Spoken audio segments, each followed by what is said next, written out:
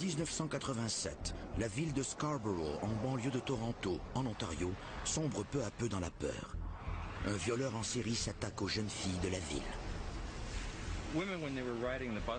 À l'époque, les chauffeurs d'autobus ne s'arrêtaient pas entre les arrêts le soir pour faire descendre les femmes qu'ils demandaient. Il était très facile de voir les occupants de l'autobus, que ce soit des hommes ou des femmes. Alors que l'autobus ralentissait, un homme pouvait courir se cacher derrière une maison et ensuite suivre la femme qui venait de descendre. Si elle devait marcher longtemps ou si elle empruntait une rue sombre, il attaquait.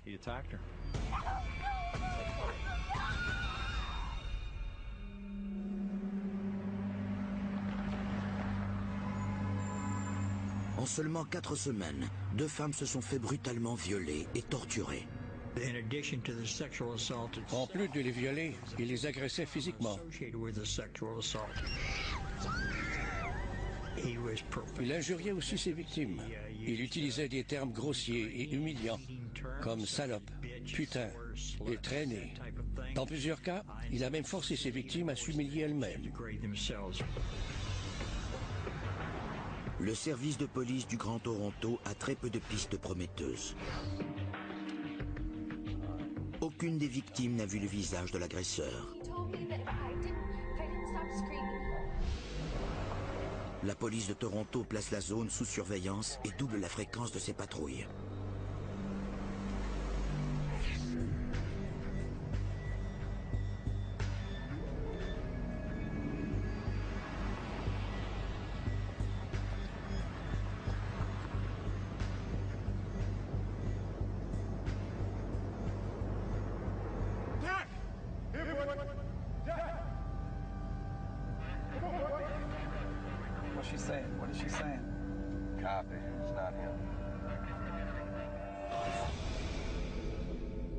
L'annonce des viols sème la terreur dans la ville. La population avait été bien avertie. Les habitants de la région savaient qu'un violeur sévissait à Scarborough et qu'il fallait être très prudent. La police met en place un numéro d'urgence. Les renseignements affluent, mais aucun ne mène à une piste solide. Scarborough était une banlieue cossue et plutôt paisible. Personne n'aurait pensé qu'elle pourrait devenir le théâtre de crimes si horribles. C'était très inquiétant et une équipe spéciale avait été constituée.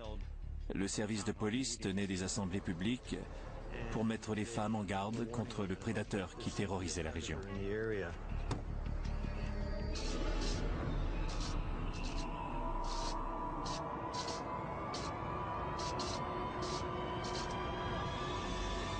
Paul Bernardo, un stagiaire en comptabilité de 23 ans, habite Scarborough.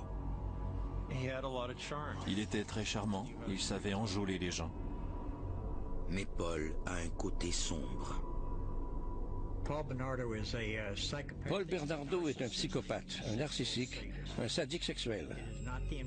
Ce n'est pas d'infliger de la douleur à leurs victimes qui excite les sadiques sexuels, c'est de les voir souffrir. Cette souffrance peut être aussi bien psychologique que physique. Par psychopathe, j'entends qu'il est capable de transformer sa personnalité pour s'adapter au milieu dans lequel il se trouve. Il est très manipulateur, mythomane et narcissique, ce qui veut dire qu'il est extrêmement égocentrique. Il se considère comme le centre de l'univers. Les gens n'existent que pour son plaisir.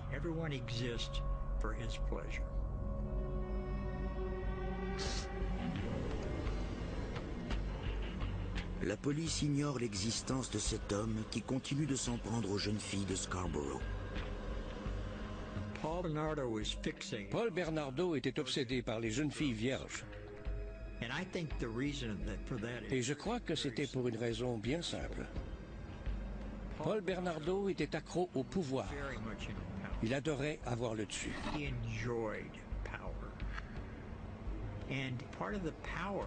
Et je crois que cette soif de pouvoir s'exprimait en partie par ce désir de les dépuceler, de leur enlever quelque chose. Mais il ne parvient pas toujours à ses fins. Le 27 juillet, une jeune fille réussit à le repousser, mais il la bat avant de prendre la fuite.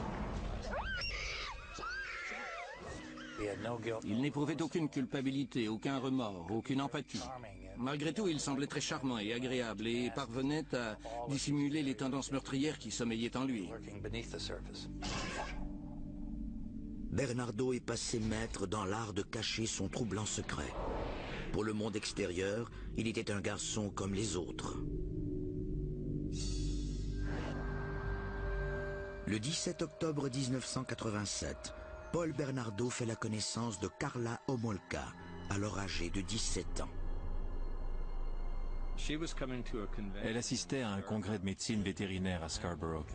Elle travaillait alors dans une clinique vétérinaire. Bernardo était sorti avec un ami. Les deux hommes ont aperçu Karla et ses amis, et Paul, avec son attitude suave habituelle, s'est approché d'elle. C'était une jolie femme, et elle avait un très beau corps. Elle a été séduite sur le champ. Elle aurait tout fait pour lui. Lorsqu'un sadique sexuel veut inciter quelqu'un à prendre part à ses agissements, il suit 5 étapes distinctes. La première étape consiste à trouver une personne vulnérable. Il a vu en elle une personne qu'il pourrait dominer.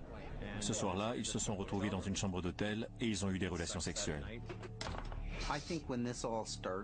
Karla n'était qu'une jeune fille de la campagne.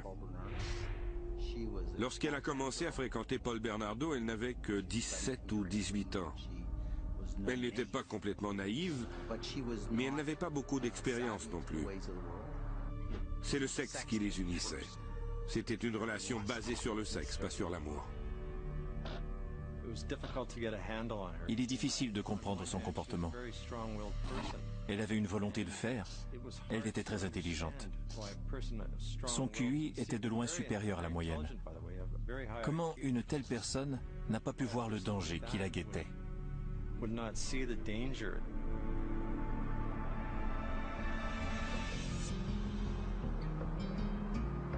Karla Homolka habite avec ses parents dans la petite ville de St. Catharines, près de Niagara Falls, à 90 minutes au sud-est de Toronto. Bien qu'il habitait toujours Toronto, il a commencé à aller la voir à St. Catharines, puis à passer de plus en plus de temps chez elle. Elle venait d'une très bonne famille. Tout le voisinage aimait passer du temps chez eux. Ils avaient une piscine dans la cour. Son père et sa mère étaient des gens très sociables. Aux yeux de Karla, Paul est l'homme idéal.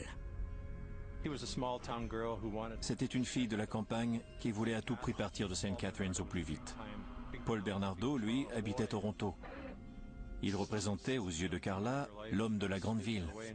Il a surgi dans sa vie et l'a ébloui. Il faisait sensation au volant de sa voiture de luxe.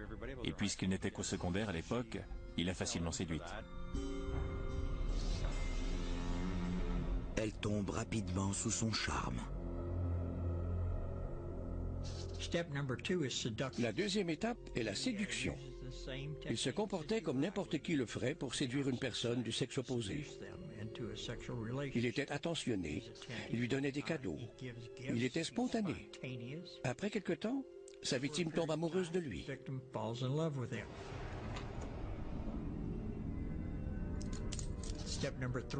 La troisième étape consiste à repousser les limites sexuelles de l'autre personne. Il a commencé par ajouter à leur sexualité des pratiques qu'elle n'avait jamais essayées auparavant.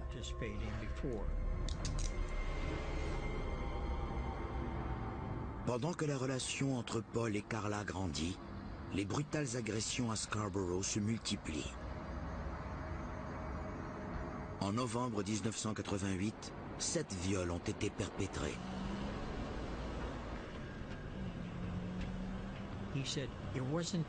Il disait que le sexe avec une personne consentante, ce n'était pas la même chose.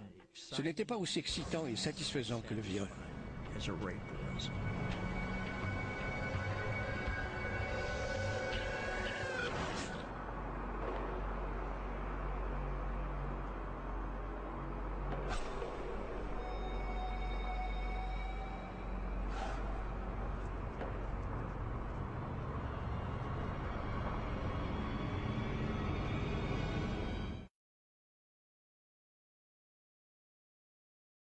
Paul Bernardo échappe maintenant à la police depuis près d'1 an. Il vouait une haine sans borne aux femmes. D'où cette haine venait-elle? De sa mère, de sa gardienne, d'une petite amie? Nous n'avons pas la réponse à cette question. Vers 15 ou 16 ans, il a découvert que l'homme qu'il croyait être son père ne l'était pas véritablement. Sa mère, quant à elle, était toujours furieuse contre lui. Elle lui disait sans cesse qu'il n'était qu'un bâtard. Il a donc grandi dans un milieu instable et houleux.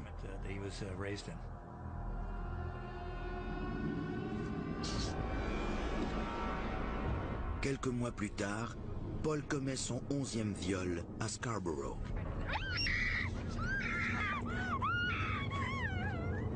Les enquêteurs trouvent enfin leur première piste.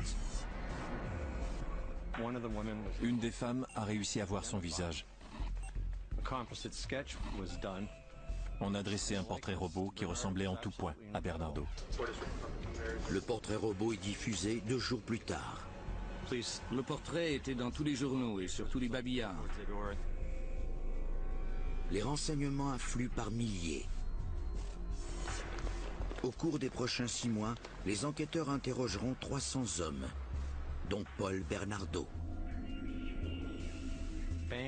Une caissière l'a vu arriver à la banque et en regardant le portrait robot, elle a trouvé la ressemblance louche. Les amis de Paul voyaient aussi la ressemblance et ils le taquinaient tous, mais ils tournaient la chose en plaisanterie.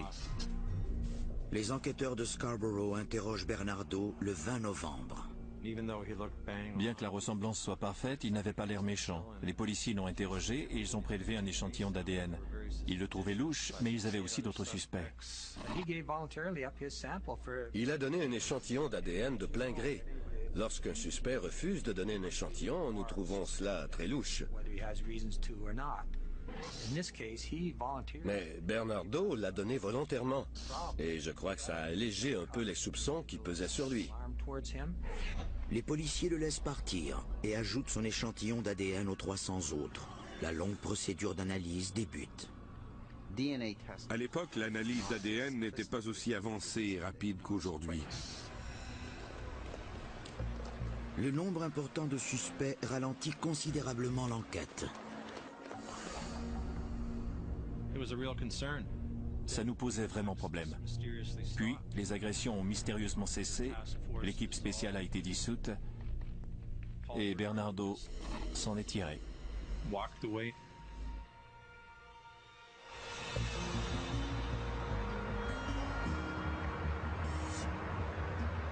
Cet automne-là, Paul emménage avec Carla et sa famille à St. Catharines. Il avoue à Carla qu'il a subi un interrogatoire. Il a fait allusion à cet incident pour voir comment il réagirait. Il voulait tenter de prédire sa réaction lorsqu'il lui avouerait qu'il était un violeur. Mais il attendait le moment opportun.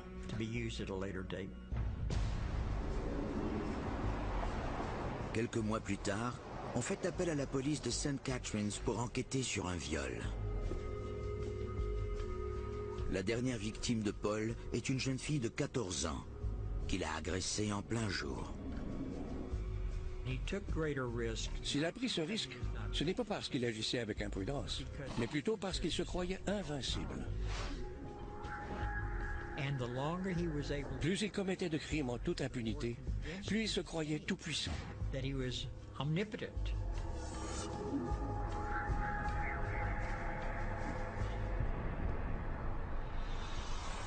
Bernardo habite avec les Homolka pendant plusieurs mois. Puis, il jette son dévolu sur la sœur de Carla, Tammy, qui n'a que 15 ans. Tammy Lynn, la petite sœur de Carla, était sous le charme de Paul. C'était pour elle l'homme de la grande ville. Et puisque Paul aimait agresser des jeunes filles, il a dit à Carla qu'il voulait coucher avec sa sœur.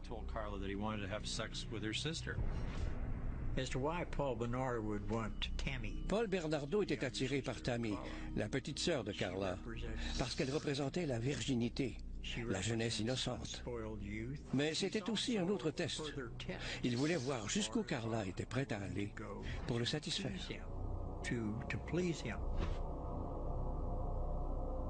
il insiste pour qu'elle l'aide à violer Tammy.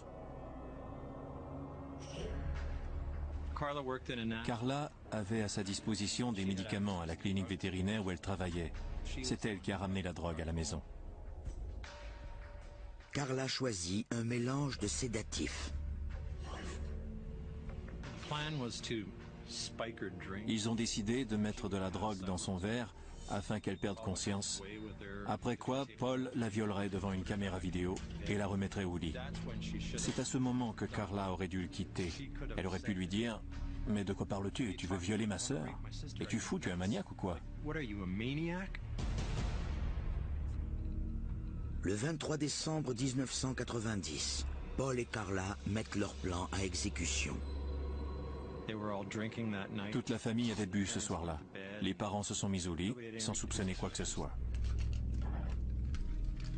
Carla sert à Tammy plusieurs verres, additionnés de somnifères. Elle imprègne un bout de tissu d'anesthésique pour s'assurer que Tammy ne se réveillera pas.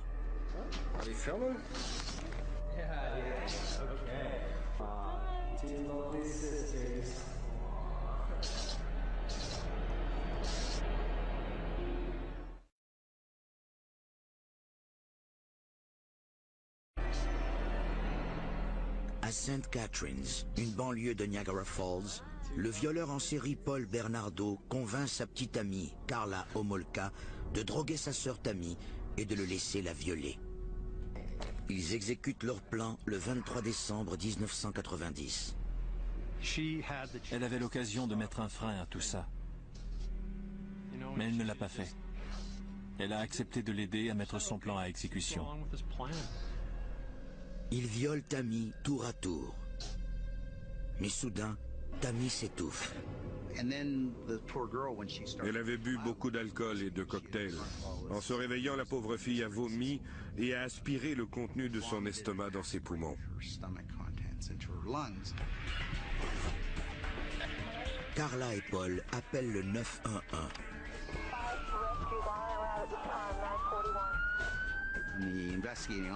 Les enquêteurs qui ont répondu à l'appel d'urgence n'ont vu qu'une adolescente qui avait trop bu et qui avait vomi. Ils ne se sont pas posé de questions.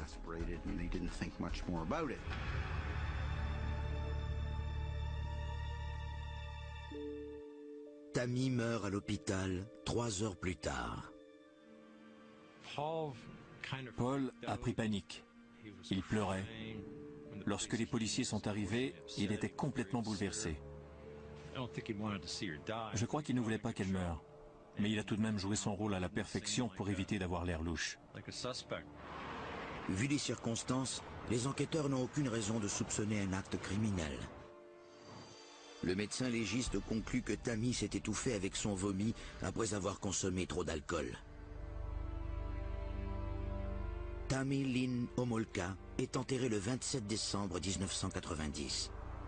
Paul tient Carla responsable de la mort de sa sœur. Paul estimait que parce qu'elle travaillait dans une clinique vétérinaire, Carla aurait dû mieux calculer la quantité de drogue destinée à Tammy Lynn. Souhaitant à tout prix reconquérir Paul, Carla fait tout pour redresser son erreur fatale. Elle regarde la vidéo du viol et met les vêtements de Tammy.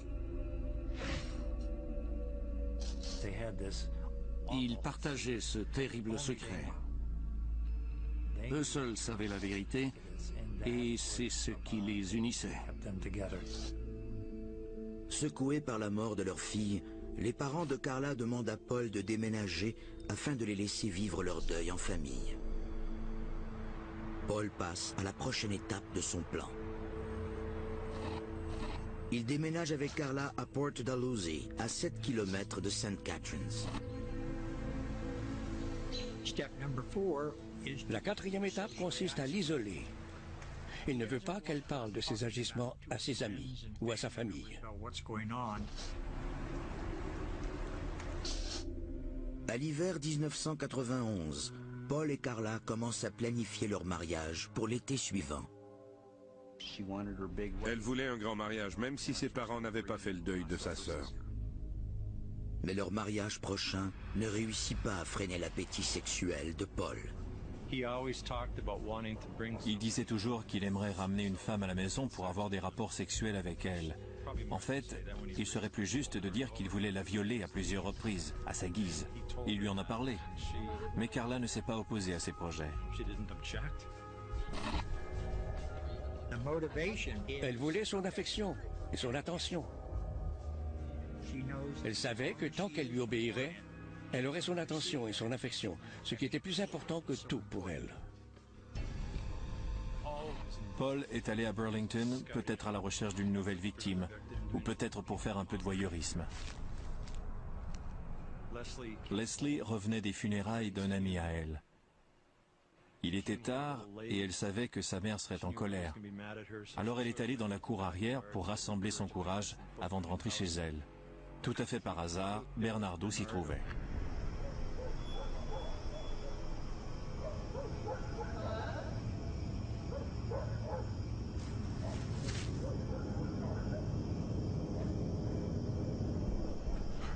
How's it going?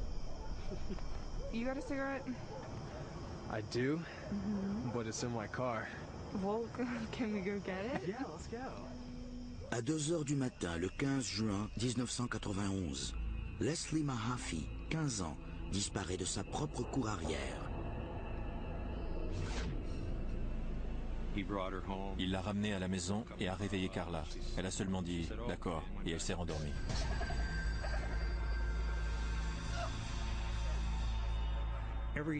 Tous les sadiques sexuels que j'ai rencontrés au cours d'interrogatoires ou de consultations nourrissaient le fantasme de garder une femme en captivité.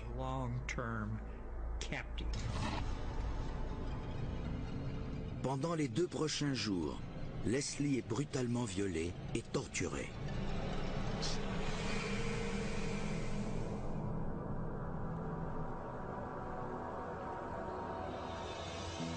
Le 29 juin 1991, 2 semaines après l'enlèvement de Leslie Mahaffey, les eaux à proximité du lac Gibson baissent. Un homme est venu ici pour pêcher. Alors qu'il cherchait une façon de s'approcher un peu plus de l'eau, il a remarqué des blocs de ciment. Il a posé le pied sur un des blocs et la partie supérieure du bloc s'est effondrée, laissant voir du même coup une partie de corps humain. Lorsque nous sommes arrivés, nous avons relevé plusieurs autres blocs de ciment d'apparence similaire. L'analyse a révélé que toutes les autres parties du corps, sauf le torse, étaient cachées dans ces blocs de ciment.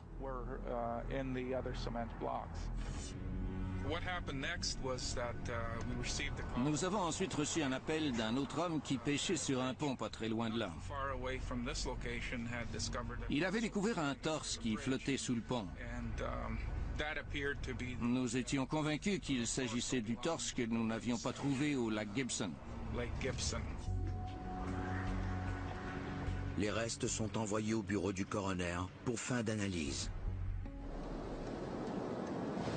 Le même après-midi, Paul et Carla se marient près de Niagara Falls.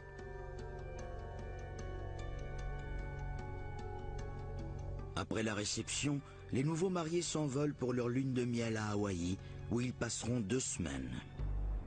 Dans la région de Niagara, les enquêteurs tentent d'établir l'identité de la dernière victime. Ils avisent les services de police environnants de la découverte macabre faite au lac Gibson. Les policiers de Halton tentaient déjà d'élucider une affaire de personnes disparues. Au départ, nous considérions le cas de Leslie Mahaffey comme une affaire ordinaire de personnes disparues.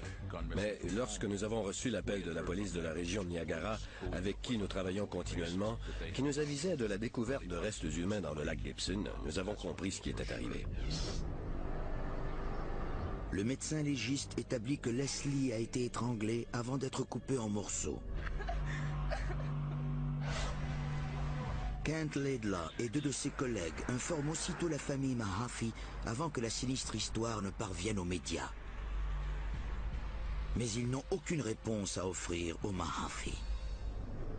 Quelques semaines plus tard, les nouveaux mariés reviennent d'Hawaï. Les parents de Carla sont allés les chercher à l'aéroport. Dans la voiture, ils leur ont dit qu'on avait trouvé un corps dans le lac Gibson. Paul était évidemment pris de panique, mais il a gardé son calme lorsqu'ils lui ont annoncé que le corps avait été retrouvé. Mais il était furieux contre Carla. C'est peut-être à ce moment qu'il a commencé à la battre. Il blâme Carla parce qu'elle ignorait que les eaux du lac Gibson baissent périodiquement. Au cours des 9 prochains mois, Paul et Carla s'efforcent de ne pas faire de vagues en attendant de voir s'ils seront ajoutés à la liste de suspects dans l'affaire Leslie Mahaffey. Lorsqu'il a constaté que l'enquête ne progressait pas, il a décidé de récidiver. Mais cette fois, il voulait emmener Carla avec lui. Il a décidé de se rendre en voiture près d'une école où il verrait des tas de jolies jeunes filles.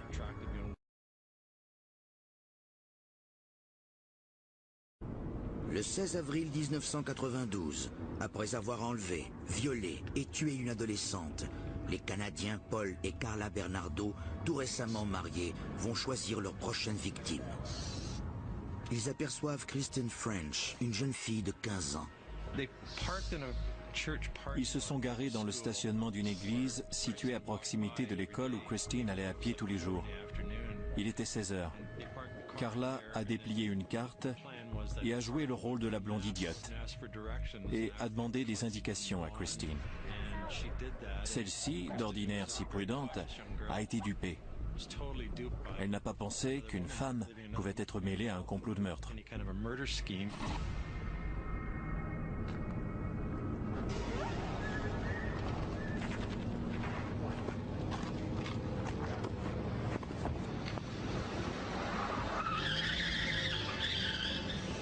Voyant que leur fille tarde à rentrer à la maison après l'école, les parents de Kristen French signalent immédiatement sa disparition à la police. Christine était une fille très fiable. Elle rentrait toujours à la maison et elle n'avait jamais fait de fugue. Alors, lorsqu'il a commencé à se faire tard et qu'ils ont constaté qu'elle n'était pas rentrée, ses parents savaient que quelque chose clochait. Nous avons d'abord fait des recherches dans le stationnement de cette église. Nous y avons trouvé quelques éléments de preuve qui nous ont porté à croire, très tôt dans l'enquête, qu'il ne s'agissait pas d'une simple disparition, mais bien d'un kidnapping. Les preuves sont envoyées au laboratoire médico-légal pour analyse. Les policiers interrogent les habitants du coin à la recherche d'un témoin de l'enlèvement. Nous avons tout de suite mis sur pied un numéro d'urgence.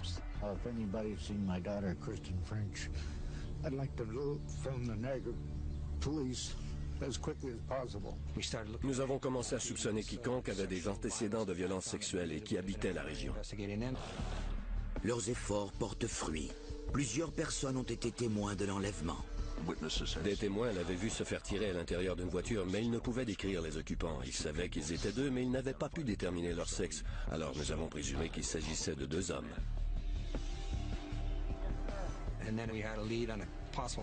Puis une piste nous a renseigné quant à la marque possible de la voiture. Quelques témoins l'avaient vu sortir du stationnement de l'église. L'enquête était lancée. Paul et Carla tiennent Kristen prisonnière chez eux. Ils l'ont forcée à faire un tas de choses humiliantes. Ils l'ont attachée dans un placard toute une nuit. Ils l'ont gardée pendant une journée et demie.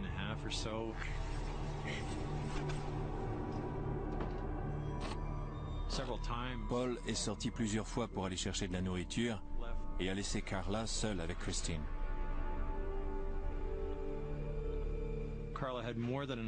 Carla a eu l'occasion plusieurs fois, deux je crois, de laisser s'échapper Christine. Elle aurait pu prendre le téléphone et appeler le 911, et une dizaine d'autopatrouilles seraient arrivées en moins de 2. Mais elle ne l'a pas fait. L'enlèvement déclenche une tempête médiatique. He wants to know that we are thinking of you and that everything can be done is being done. And we'll get you back real quick. I know the families believe it. I believe it that Kristen is out there alive. Ça avait été fait de façon totalement éhontée, dans le stationnement d'une église, sur une rue passante au beau milieu de l'après-midi. Ça voulait dire que n'importe qui pourrait être la prochaine victime, et tous les parents craignaient que ce soit leur fille. Allait-elle finir comme Leslie Mahaffey, assassinée et jetée dans le lac? Tout le monde était très inquiet. Les camarades de classe de Kristen lancent la campagne Ruban vert de l'espoir et prient pour qu'elle revienne saine et sauve. Nous espérions la retrouver vivante. C'était le but de cette campagne.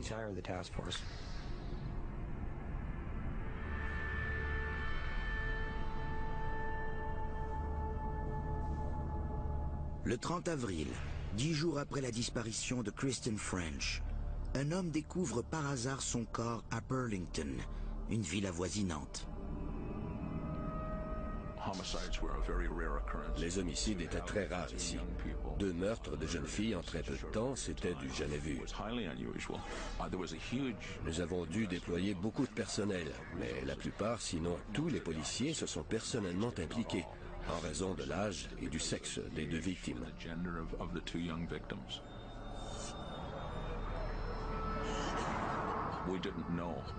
Nous ne savions pas qui était responsable. Nous n'en avions aucune idée à ce moment. Je recevais parfois des appels de pères et de mères qui me demandaient s'il était dangereux de laisser leur enfant aller à la bibliothèque le soir. Une autopsie révèle que, tout comme Leslie Mahaffey, Kristen French a été étranglée. Carla aurait encore pu se racheter en quelque sorte si elle avait sauvé la vie de cette jeune fille, mais elle ne l'a pas fait. Le 15 mai 1992, les services de police de tout le sud de l'Ontario se mobilisent pour former l'équipe spéciale Ruban Vert afin d'élucider les 2 meurtres. Les habitants de St. Catharines voulaient à tout prix que le tueur soit attrapé, et les enquêteurs devaient travailler d'arrache-pied sur cette affaire, car les pistes ne menaient nulle part. Paul avait pris ses précautions.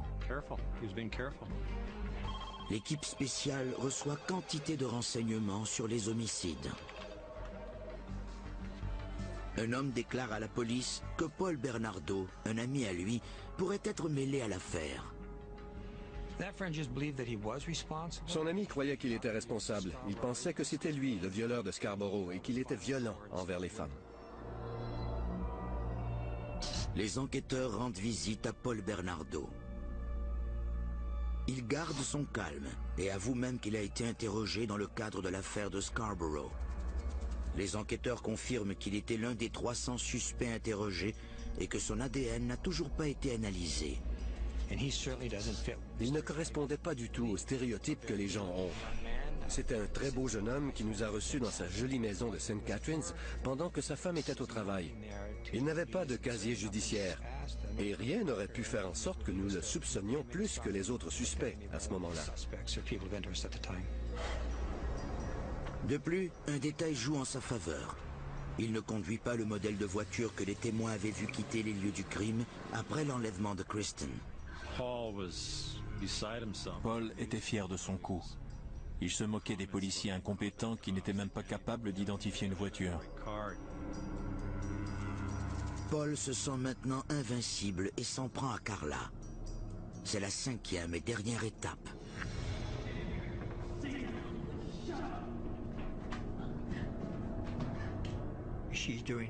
Elle faisait absolument tout ce qu'il lui demandait de faire.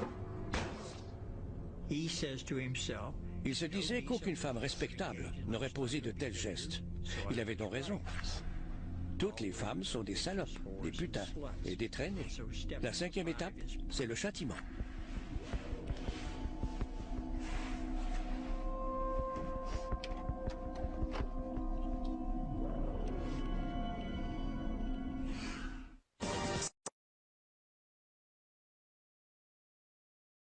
Demi après leur mariage à Niagara Falls, la relation entre Paul et Carla part à la déroute. Il a battu Carla si violemment avec une lampe de poche qu'elle s'est retrouvée avec 2 yeux au beurre noir. Et elle l'a quitté. C'était le début de la fin. Le 4 janvier 1993, la mère de Carla la convainc de laisser Paul et de porter plainte pour voie de fait.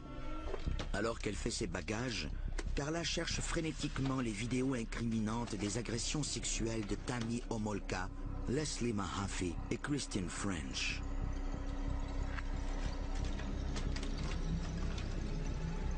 Elle ne les trouve pas.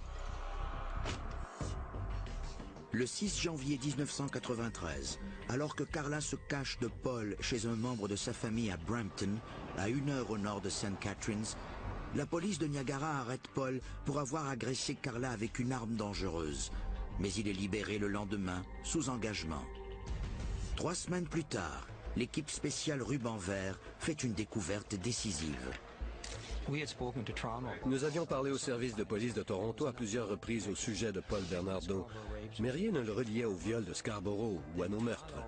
Puis la police de Toronto a analysé l'ADN de Paul et l'a identifié comme étant le violeur de Scarborough.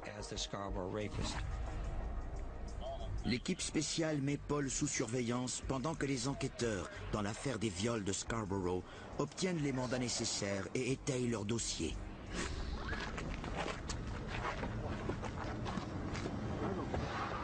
Les policiers interrogent Carla avec l'espoir qu'elle incriminera Paul pour les meurtres. Elle croyait qu'il venait l'interroger à propos de l'accusation de violence conjugale, mais ils l'ont plutôt questionné au sujet des viols. Elle est sur la défensive, refuse de coopérer et demande à parler à un avocat.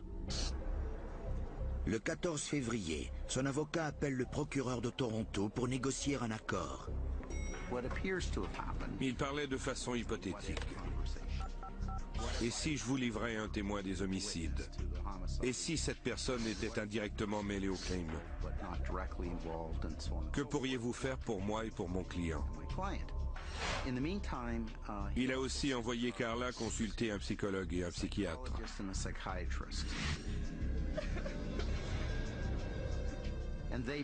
Les deux ont avalé cette histoire de victime soumise et ils lui ont fait un rapport. Puis, rapport en main, l'avocat et elle ont négocié un accord qui prévoyait entre autres qu'elle serait reine d'un jour, comme le disent les Américains. Elle partagerait avec les enquêteurs ce qu'elle savait, mais rien de ce qu'elle dirait ne pourrait l'incriminer.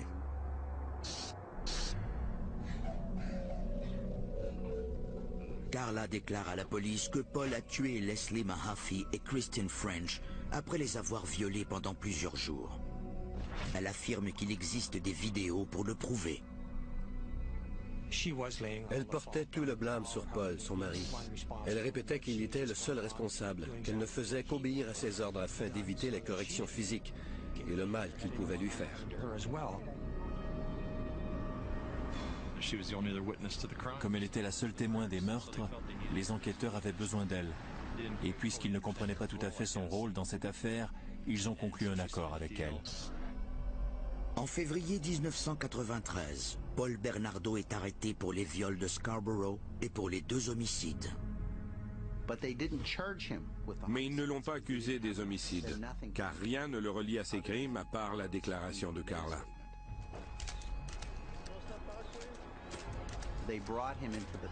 Ils l'ont fait entrer dans les bureaux de l'équipe spéciale où ils avaient des photos grandeur nature de Leslie Mahaffey et de Christine French.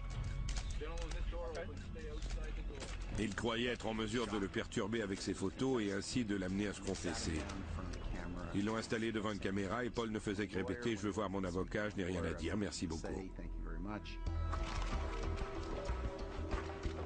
Les enquêteurs fouillent la résidence de Bernardo pendant 71 jours. Ils trouvent plusieurs objets louches. Mais rien ne relie Paul directement au meurtre de Leslie et de Christine. Le 17 mai, Carla fait visiter la maison aux enquêteurs et leur montre les endroits précis où Paul a tenu les jeunes filles prisonnières. La chambre à coucher où il les a violées et torturées. Le placard où Christine a été enfermée. Le sous-sol où Paul a découpé Leslie Mahaffey et coulé ses restes dans le béton. Les enquêteurs trouvent des échantillons d'ADN qui prouvent la présence de Christine et de Leslie dans la maison. Le lendemain, Bernardo est accusé de 2 meurtres au 1er degré. En échange de son témoignage contre Paul, Carla plaide coupable à 2 chefs d'accusation d'homicide involontaire en juillet 1993. Elle est condamnée à 10 ans de prison. C'est alors qu'elle s'est rendue compte qu'elle ne leur avait pas avoué la vérité sur sa sœur Tammy Homolka. Elle leur a raconté l'histoire et ils ont décidé de réviser l'accord. Elle a eu 5 ans pour Leslie, 5 ans pour Christine et 2 ans pour Tammy. C'est ce que prévoyait l'accord. 12 ans en tout. C'était un accord absolument odieux. Un marché avec le diable, comme on disait. Elle aurait dû être emprisonnée à vie, mais elle n'a eu que 12 ans. «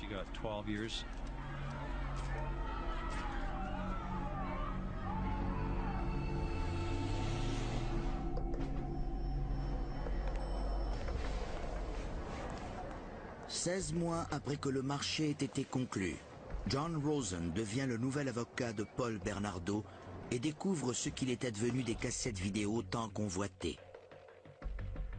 Paul les a cachées dans un luminaire de sa salle de bain. Elles étaient recherchées depuis des mois. Les vidéos montraient Bernardo et Homolka qui jouaient aux voyeurs, qui prenaient des photos de gens nus à travers des fenêtres, et ainsi de suite.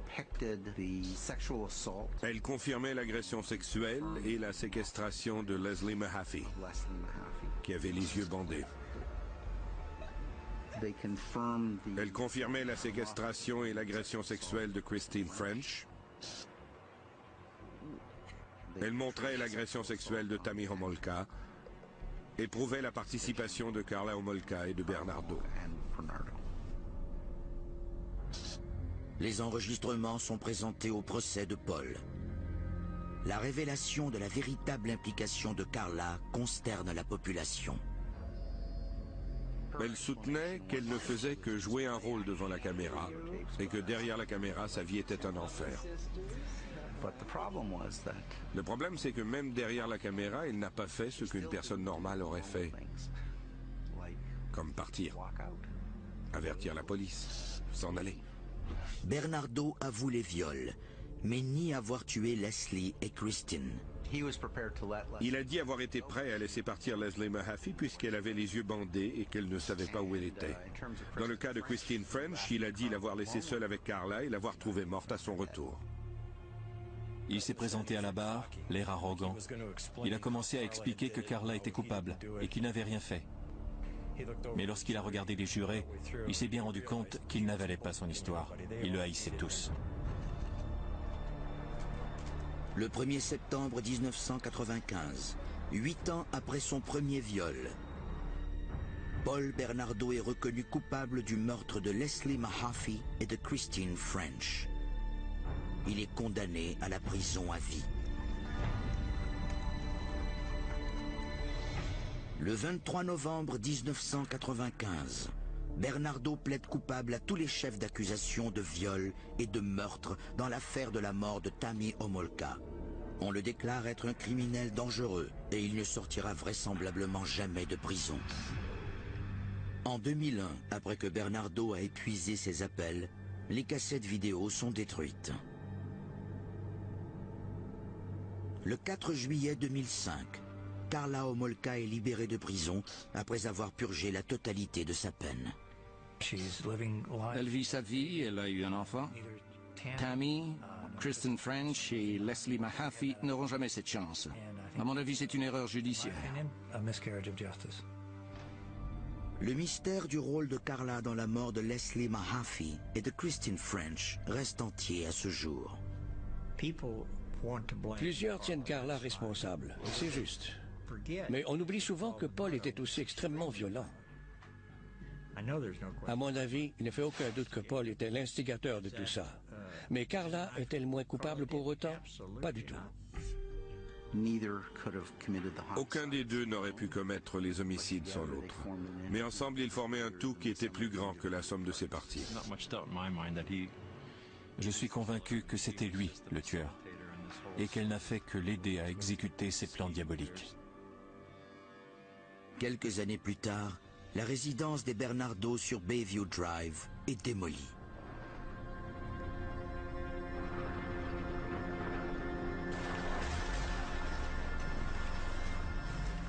Je n'oublierai jamais ce coin. Ils auront beau changer le nom de la rue, ça restera à jamais gravé dans la mémoire des gens d'ici.